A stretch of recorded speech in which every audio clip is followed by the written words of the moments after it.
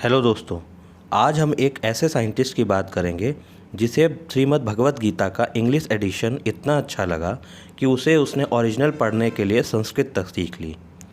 और वही वैज्ञानिक जिसे 20वीं सदी का सबसे बड़ा खतरनाक वैज्ञानिक भी कहा गया। और क्या होता अगर उसने न्यूक्लियर प्रोजेक्ट बनाने वाले मिशन की लीडरशिप ना एक्सेप्ट की होती, तो शायद वर्ल्ड वॉर सेकेंड के नतीजे कुछ और होते और शायद हिटलर जीत जाता और दुनिया तबाही के किस मंजर से गुजरती यह अब हम सोच भी नहीं सकते। और जब दुनिया का पहला न्यूक्लियर टेस्ट हुआ तो इसी वैज्ञानिक ने संस्कृत में एक पंक्ति श्रीमद् भगवत गीता की कही। आज हम बात करने जा रहे हैं जूलियस रॉबर्ट ओपेनहाइमर की।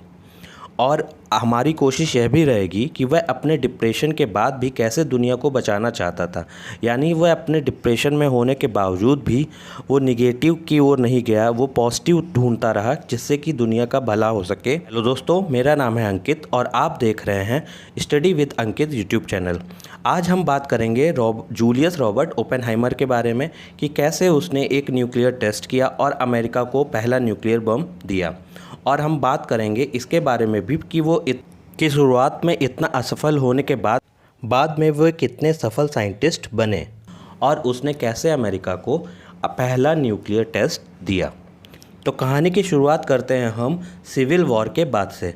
सिविल वॉर के बाद अमेरिका में इंडस्ट्रियल ग्रोथ बहुत तेज़ी से हो रही थी, वो भी बिना किसी देश को गुलाम बनाए, जिस वजह से कई यूरोपीय सिटीजन जो थे वो माइग्रेट होकर अमेरिका आ रहे थे। उनमें से एक कपल भी अमेरिका आया अच्छी अर्निंग के लिए। उनका नाम था जूलियस और बेला ओपेनहाइमर। ठीक है, जूलियस और बेला इनके पिताजी और माताजी थे। ये अच्छी अर्निंग के लिए न्यूयॉर्क शहर में आ गए और यहाँ पर इन्हें मिल में काम मिल गया।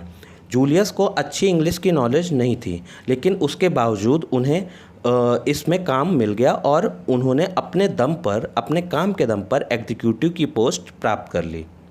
और इसी समय इनके यहाँ रॉबर्ट का जन्म हुआ। रॉबर्ट का जन्म 22 अप्रैल 1904 को हुआ। तब तक जूलियस जो था वो एक वेल्दी बिजनेसमैन बन चुके थे। रॉबर्ट की शुरुआत से ही पढ़ने में बहुत रुचि थी।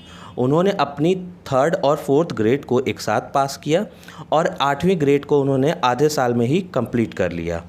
अब हम बात करते हैं रॉबर्ट की एजुकेशन की।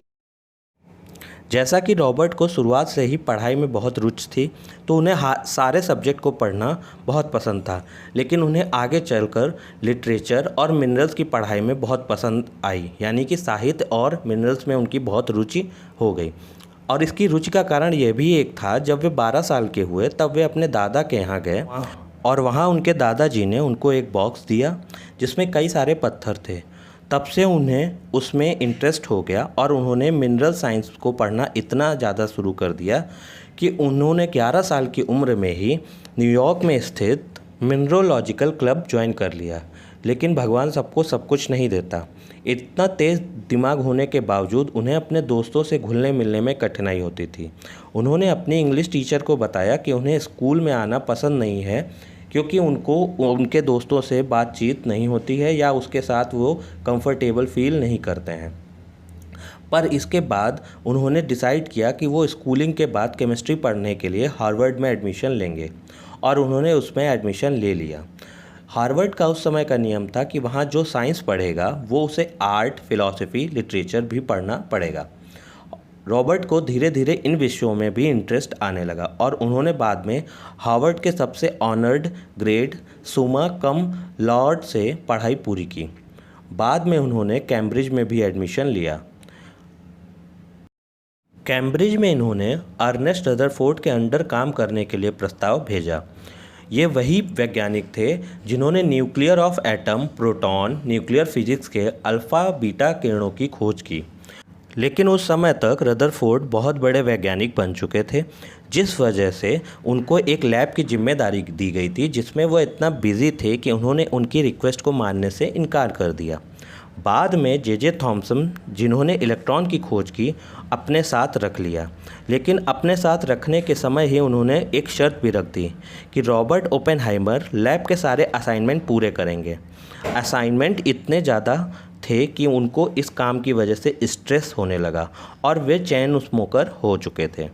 काम के कारण वे कई कई बार तो खाना छोड़ देते थे, जिससे उनका वजन भी कम होने लगा था। के साथ उनका काम और स्ट्रेस दोनों बढ़ने लगे थे।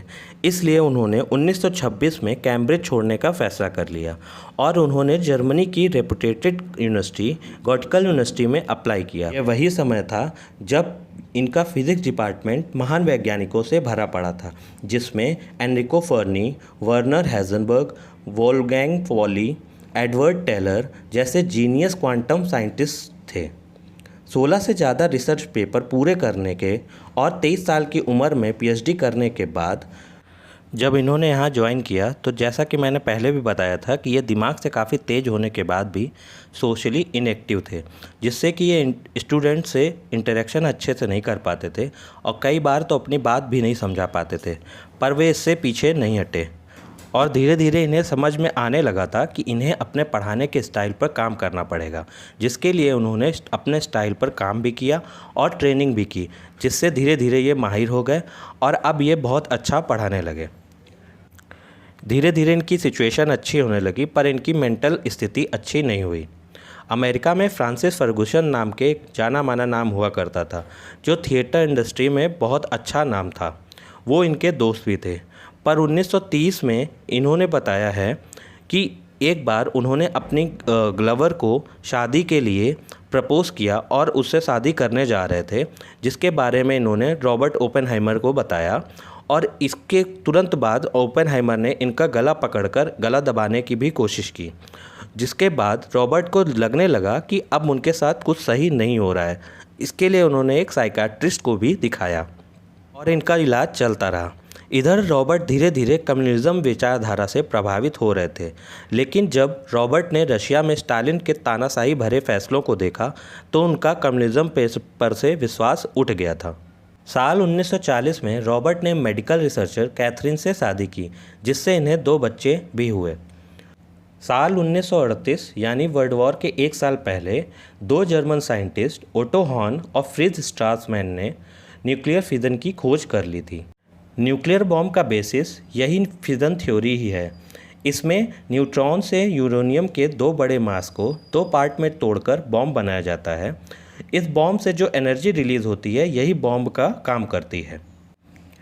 इसके बाद जब 3 हंगेरियन साइंटिस्ट लियो सीजलर, एडवर्ड टेलर और यूजन वेनर को डर था कि यही हिटलर के हाथ न्यूक्लियर वेपन लग गया तो ये पूरी दुनिया को खतरे में ला सकती है, और इन तीनों साइंटिस्ट ने यह तय कर लिया कि इस जानकारी को ये उस समय के अमेरिका के राष्ट्रपति रूजवेल्ट को देंगे। लेकिन दिक्कत यहाँ पे स्टार्ट हुई कि ये तीनों साइंटिस्ट जो थे, ये बहुत बड़े साइंटिस्ट उस समय पे नहीं हुआ करते थे और अमेरिका के राष्ट्रपति इन लोगों की बात पर विश्वास क्यों करेगा या इनकी बात भी क्यों सुनेगा। इसके लिए उन्होंने उस समय के प्रसिद्ध साइंटिस्ट अल्बर्ट आइंस्टाइन को मनाया, और आइंस्टाइन जो थे वो यहूदी थे और ये माइग्रेशन के लिए ख़त लिख चुके थे अमेरिका को और अमेरिका जाने की तैयारी में थे। उस रिपोर्ट पर जब साइंटिस्ट के सारे साइन हुए तो इस रिपोर्ट को रूजवेल्ट के पास भेजा गया। रूजवेल्ट ने उसी समय इस रिपोर्ट को पढ़ने के बाद एक टीम बनाना शुरू कर दिया और यहीं से शुरू हुआ प्रोजेक्ट मैनहट्टन। प्रोजेक्ट को शुरू करने के लिए एक लीडर की ज़रूरत होती है, तो उस समय रूजवेल्ट ने अपने विश्वास पात्र लेफ्टिनेंट जनरल लेस्ली ग्रोव्स को उस प्रोजेक्ट का लीडर बनाया और वर्जीनिया में स्थित पेंटागन इस ग्रोव्स की ही देन है। ग्रोव्स की काफ़ी पहले मुलाकात रॉबर्ट ओपेनहाइमर से हुई थी और उन्होंने न्यूक्लियर के बारे में उनकी दिलचस्पी को देखते हुए इनको इसका हेड बना दिया। कई लोग रॉबर्ट को कम्युनिस्ट मानते थे, जिस वजह से ग्रूव्स के इस फैसले पर वे खुश नहीं थे, लेकिन ग्रूव्स को रॉबर्ट पर और रूजवेल्ट को ग्रूव्स पर पूरा भरोसा था। न्यूयॉर्क के मैनहट्टन में इस प्रोजेक्ट को हेडक्वार्टर बनाया गया। इसके लिए इसका नाम मैनहट्टन पड़ा। नाम इसलिए भी मैनहट्टन रखा गया क्योंकि ये एक कंस्ट्रक्शन साइट लग सके। रॉबर्ट ने 15 साइंटिस्ट की एक टीम को बनाया जिसको उन्होंने लीड किया। इसमें इन्होंने प्रसिद्ध scientist Leo Szilard, Enrico Fermi, Einstein, Edward Teller, Richard Feynman जैसे साइंटिस्ट को रखा। एडवर्ड टेलर को ही फादर ऑफ हाइड्रोजन बम भी कहा जाता है, लेकिन टेलर इस टाइटल को पसंद नहीं करते थे। बॉम्ब के टेस्ट के लिए एक एरिया की ज़रूरत थी। रॉबर्ट ने लॉस एलमोस, जो कि न्यू मैक्सिको में स्थित था, उसको चुना क्योंकि रॉबर्ट बचपन के दिनों में इस पठारी रीजन में जाया करते थे। बॉम्ब का नाम ट्रिनिटी रखा गया, जिसका मतलब होता है गॉड। इसके लिए लॉस एलमोस में प्रॉपर फैसिलिटी बनाई गई, जहां साइंटिस्ट और मिलिट्री के लोग साथ रहते थे। पूरी फैसिलिटी में तादाद 1942 में 100 के आसपास थी, जो कि 1945 तक यहाँ 6000 लोग रहने लगे। रॉबर्ट इस प्रोजेक्ट से इतना जुड़ गए कि वो सारा प्रोसेस आर्मी को फिज़िक्स के टर्म में ना समझाकर उन्हीं की ज़ुबान में समझाते थे। आप देख रहे हैं ना, एक समय वो अपने स्टूडेंट्स को पढ़ा भी नहीं पाते थे और आज वो आर्मी के जवान को उनके टर्म में ही पूरा प्रोसेस समझा सकते थे। ये उनके लिए एक अचीवमेंट जैसी बात थी। काम तेज़ी से आगे बढ़ा और प्लूटोनियम इनरिच्ड बॉम्ब के लिए डेटोनेशन की डेट 12 जुलाई 1945 को तय की गई, लेकिन दुर्भाग्यवश उस प्रोजेक्ट को मंजूरी देने वाले प्रेसिडेंट रूजवेल्ट की मृत्यु 12 अप्रैल 1945 को ही हो गई। अब वाइस प्रेसिडेंट हेनरी ट्रूमैन को प्रेसिडेंट बनाया और वाइस प्रेसिडेंट ट्रूमैन ने काम संभालते ही टेस्ट को मंजूरी दे दी और 12 जुलाई को 5:30 यानी 5:30 बजे दुनिया को पहला एटम बम डेटोनेट किया गया।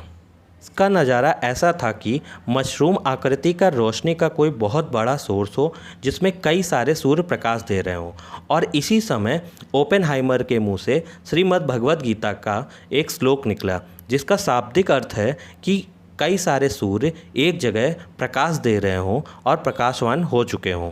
इसके बाद उन्होंने श्रीमद् भगवद गीता के अध्याय 12वें का 32वां श्लोक भी पढ़ते हुए कहा कि अब मैं मृत्यु बन चुका हूं और पूरी दुनिया को तबाह कर सकता हूं। उन्होंने कई मौक़ों पर कहा कि जितना उन्हें श्रीमद् भगवद गीता ने बदला, शायद किसी और किताब ने उन्हें इतना इन्फ्लुएंस किया हो या बदला हो। इस बॉम्ब के डेटोनेशन के बाद कई दिन तक वे बहुत कम बोलते थे। उन्हें लगता था कि उन्होंने क्यों ये बना दिया, लेकिन वे एक बात जानते थे कि अगर वे नहीं बनाते तो उससे पहले हिटलर बना देता और इससे दुनिया देखने लायक नहीं बचती। और जैसा कि हम जानते हैं कि 6 अगस्त 1945 को जापान के हिरोशिमा में पहला एटम बम लिटिल बॉय को गिराया गया और दूसरा बम उसके कुछ दिनों ही बाद 9 अगस्त 1945 को नागासाकी में गिराया गया। नागासाकी के बॉम्ब गिराने से उन्हें गहरा सदमा लगा। उनके हिसाब से हिरोशिमा के बाद नागासाकी में बम नहीं गिराना चाहिए था, लेकिन आर्मी के एक बड़े अफसर के द्वारा ये कहा गया है कि अगर नागासाकी में बम नहीं गिराया गया होता तो जापान कभी भी सरेंडर करने को तैयार नहीं था। वर्ल्ड वॉर 2 के बाद अमेरिका ने एटॉमिक एनर्जी कमीशन बनाया और रॉबर्ट ओपेनहाइमर को इसके बोर्ड का मेंबर भी बना दिया। बाद में 1949 में यूएसएसआर ने भी अपना पहला एटॉमिक टेस्ट कर लिया। अब दोनों देशों के बीच कोल्ड वॉर शुरू हो गया। यूएसएसआर के न्यूक्लियर टेस्ट के बाद अमेरिका को डर सताने लगा। इसके लिए जो ट्रूमैन उस समय के राष्ट्रपति थे, उन्होंने हाइड्रोजन बम की परमिशन दे दी कि इसका टेस्ट होना चाहिए, जिसके लिए ओपेनहाइमर ने अपना गहरा विरोध प्रदर्शन किया और ये विरोध प्रदर्शन उस समय के राष्ट्रपति ट्रूमैन को पसंद नहीं आया और उन्होंने बोर्ड मेंबर्स के पद से उनको हटा दिया। बाद में कोल्ड वॉर के समय इनकी बहुत गहन जांच हुई। एफबीआई ने इन पर कई बार रेड भी डाली और इनकी जांच भी की, जिससे कि ये बहुत आघात हुए। आज की स्टोरी के बाद आप खुद तय कर सकते हैं कि ओपेनहाइमर महान साइंटिस्ट हुए या एक विलन के तौर पे याद किए जा सकते हैं। उन्हें आप किसी भी तौर पे याद रखें, लेकिन उनका साइंटिस्ट के तौर पर हमेशा नाम याद रखा जाएगा। तो मेरा नाम है अंकित और आज आपने सुना रॉबर्ट ओपेनहाइमर के बारे में। आपको ऐसे कंटेंट अगर पसंद आते हैं तो प्लीज़ वीडियो को लाइक कर दीजिएगा और मेरे चैनल को सब्सक्राइब कर लीजिएगा और अपने दोस्तों को ज़्यादा से ज़्यादा शेयर भी करिएगा। धन्यवाद।